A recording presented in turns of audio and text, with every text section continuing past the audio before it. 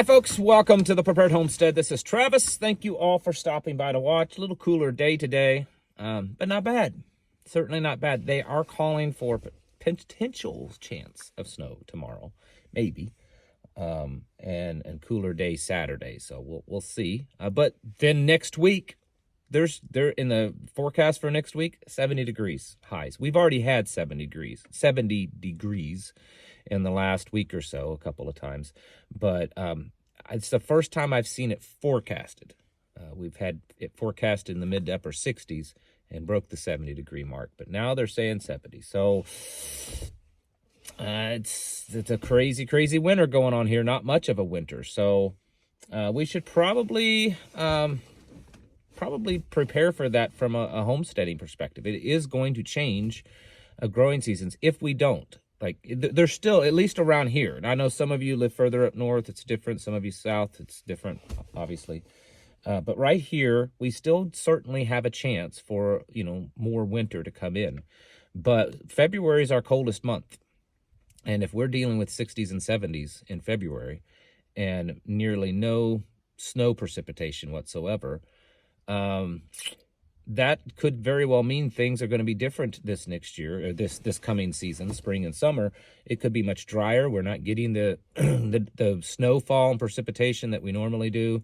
Much warmer, drying things out. Already around here, wildfires, grass fires is becoming a bigger thing. That's typically not as big a deal in February because it's cold and there's more moisture on the ground, from snow and stuff.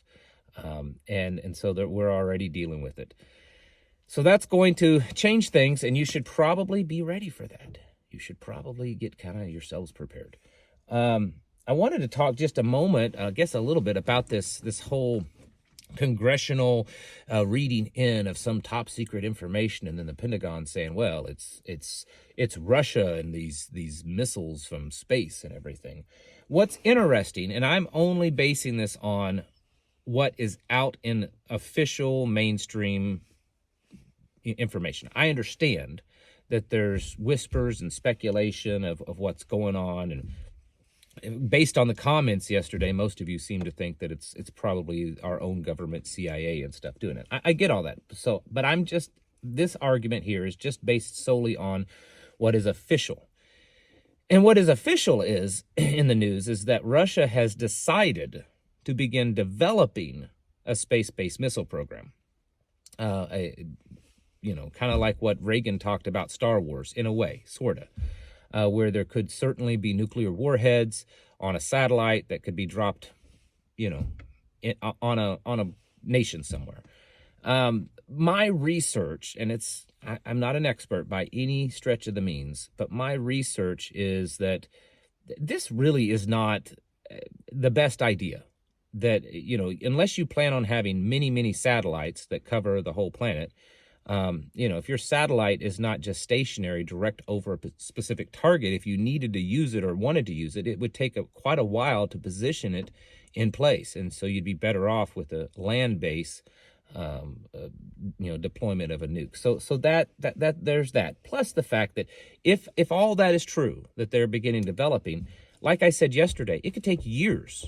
Now, Russians are pretty good at putting stuff out fast. It's not always the very best. It's usually pretty simple compared to our technology. But even a best case scenario, if it's true, again, if it's true that they're starting from scratch with very little, development already going on, then it could take quite a while. If that is the only thing, then doesn't it seem a little, ridiculous that there's all this hype about something going on? So there has to be something else, right? Very possibly just some sort of false flag is what I'm assuming, or some type of just hype. I mean, it's diverted off of the Biden age thing. That was hot in the news. It wasn't just conspiracy theorists and alternative news. It was reaching mainstream news. They were asking questions about Biden's age and mental stability and acuity at press conferences in the White House. And then now all of a sudden it's Russia and big potential threat and all this kind of stuff. So if it's nothing else than that, then it's already succeeded. It's already done its job. I suspect there's more to it, though. I suspect there's more to it than just that. Are we going to potentially see a false flag? I think part of it is they're also distracting from what's coming across the border.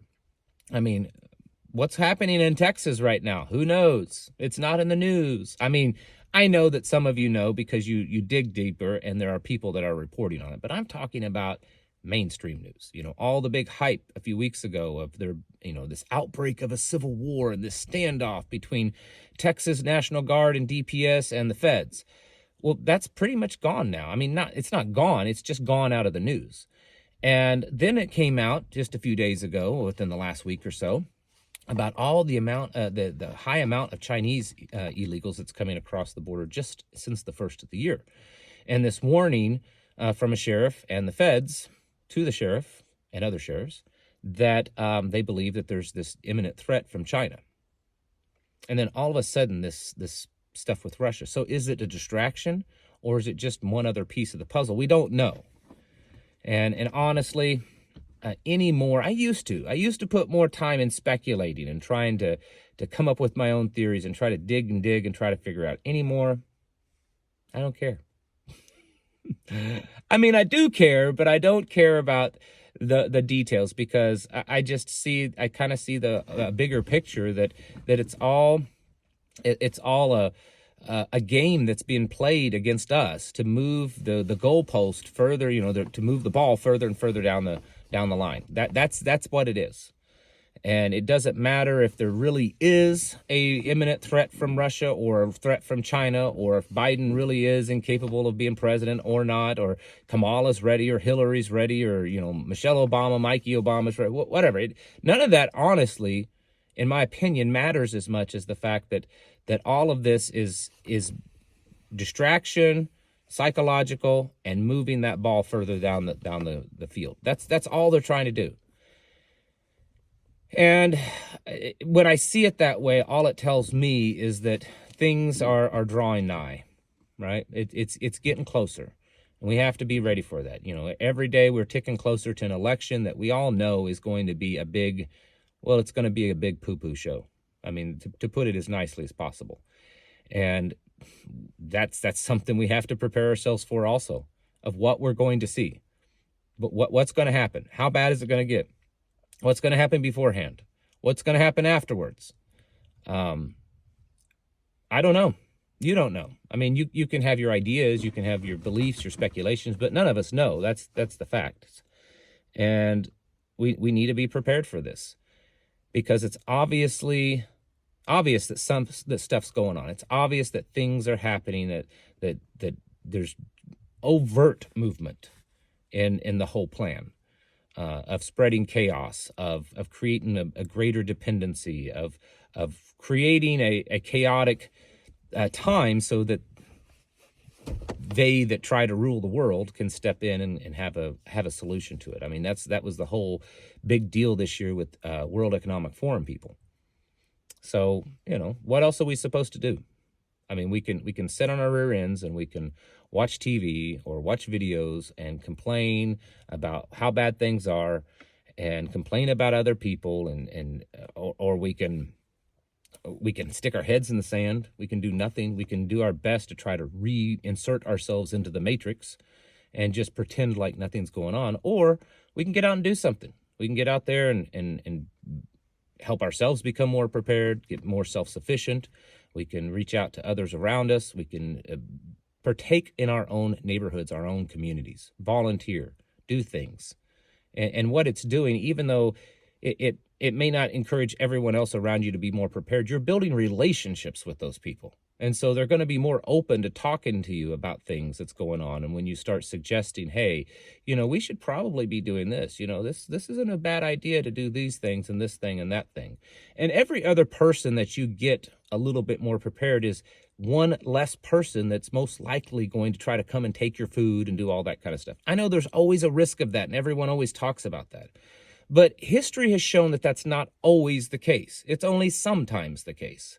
And so you know, there's still decent people out there, and if we can just help them become more prepared, spread our light, our, you know, maybe not this spiritual light 100%. You know, we should be spreading, you know, the Father's light everywhere. Yeshua told us that was one of his last things, you know, to basically show the world my teachings through your behaviors. I'm very much paraphrasing. That's the gospel according to Travis, but you know what I'm saying. But we can also spread the light of just hope and how to get yourselves ready for when things happen that are bad, and so people don't fall apart. And so we need to be doing that, because at this point, other than just working on ourselves and the communities and our local areas, there's not much we can do about the bigger picture. What are you going to be able to do to change the World Economic Forum? What can you do to change Washington, D.C.? And don't tell me elect a different president, because we've tried that many, many times, and only sometimes it helps a little, but it doesn't dramatically change things, okay? And then those are, you know, rigged as far as I'm concerned anymore. So the best thing we can do is take care of ourselves, our family, and our local communities. And you need to be doing that, because it's getting dumber and dumber outside. We live in a clown world. Folks, you need to get your houses in order big time, and prepare mentally, physically, and spiritually. Thanks for watching, and I'll catch you in the next video.